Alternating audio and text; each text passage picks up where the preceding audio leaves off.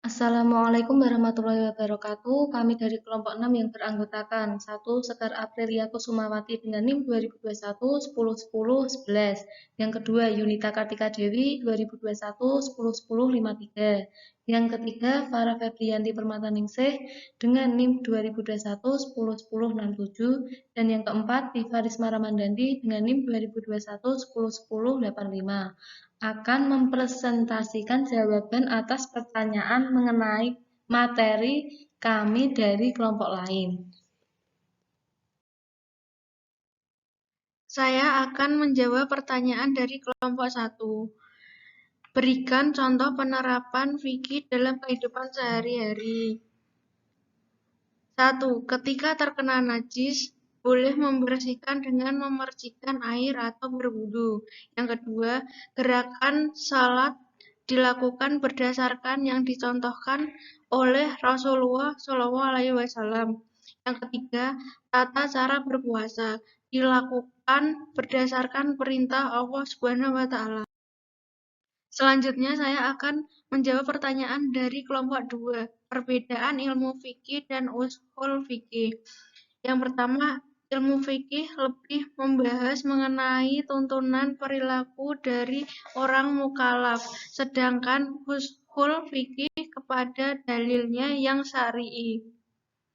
Ilmu fikih sejatinya berasal dari ushul fikih, sedangkan ushul fikih berdiri dengan sendirinya karena tuntutan dasar ilmu Islam. Selanjutnya pertanyaan dari kelompok 3. Apa fungsi fikih menurut Al-Ghazali? Menurut Al-Ghazali, merujuk pada makna awalnya yakni memahami secara mendalam ketentuan-ketentuan yang terrinci dalam masalah akidah, ibadah, serta muamalah. Dalam sejarah Islam, khususnya membahas bagaimana cara istinbab hukum atau cara memahami Al-Quran dan hadis yang benar. Pertanyaan dari kelompok 4. Apa saja yang termasuk ibadah khusus dan umum? Yang pertama, ibadah umum infak, sedekah. Dan ibadah khusus yaitu bersuci atau wudhu, sholat, puasa Ramadan, ketentuan nasab zakat. Oke, untuk selanjutnya kami akan menjawab pertanyaan dari kelompok 5. Yang pertama, apa yang dimaksud dengan hukum syara' yang bersifat amaliyah? Jawabannya adalah segala bentuk proses yang berhubungan dengan pekerjaan, perbuatan, tindakan yang secara langsung.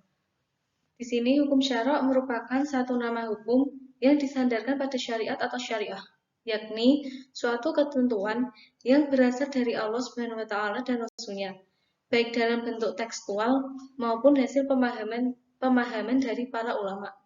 Karenanya juga sering dikaitkan dengan Al-Quran dan hadis. Oke, selanjutnya saya akan menjawab pertanyaan dari kelompok 7 yang bertanya, apa itu manfaat dari ilmu fikih?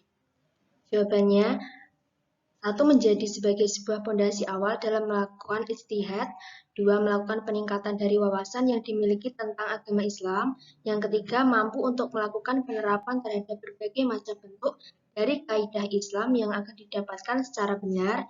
Yang keempat, mampu untuk melakukan pengaplikasian dari hukum yang ada sesuai dengan sebuah syariat yang dimiliki oleh agama. Yang kelima, mampu untuk menghindari berbagai macam bentuk taklid yang dimana tidaklah benar. Yang keenam, mampu untuk melakukan penguatan terhadap keyakinan yang dimana berada di dalam berbagai macam bentuk hukum syariat. Yang ketujuh, melakukan pengetahuan terhadap cara yang dilakukan oleh mujtahid dalam melakukan pembentukan terhadap hukum fikih. Yang kedelapan, melakukan pencarian terhadap kebenaran yang berada di antara mazhab fikih. Yang kesembilan, menjadi sebuah sarana dalam melakukan pembentukan terhadap hukum fikih. Pertanyaan selanjutnya dari kelompok 8. Apa yang dimaksud fikih ibadah? Saya akan menjawabnya bahwa fikih ibadah adalah pemahaman terhadap hal-hal yang berkaitan dengan peribadatan manusia kepada Allah Subhanahu wa Ta'ala, yakni antara makhluk yang tercipta kepada Sang Penciptanya.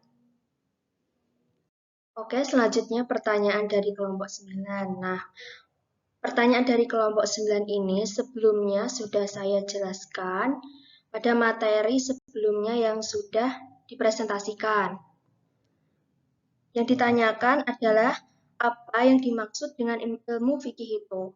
Di sini saya akan menjawabnya kembali bahwa fikih adalah salah satu bidang ilmu dalam syariat Islam yang secara khusus membahas persoalan hukum yang mengatur secara khusus berbagai aspek kehidupan manusia, baik kehidupan pribadi bermasyarakat maupun kehidupan manusia dengan Tuhannya. Oke, sekian terima kasih saya ucapkan kepada kelompok lain yang sudah mau bertanya, sudah mau berkontribusi dalam memberikan pertanyaan, sehingga kita bisa lebih banyak belajar. Dan untuk pertanyaan atau jawaban yang belum bisa dimengerti, nanti kita bisa tanyakan kepada dosen kita, yaitu Bapak Amin. Sekian, terima kasih. Wassalamualaikum warahmatullahi wabarakatuh.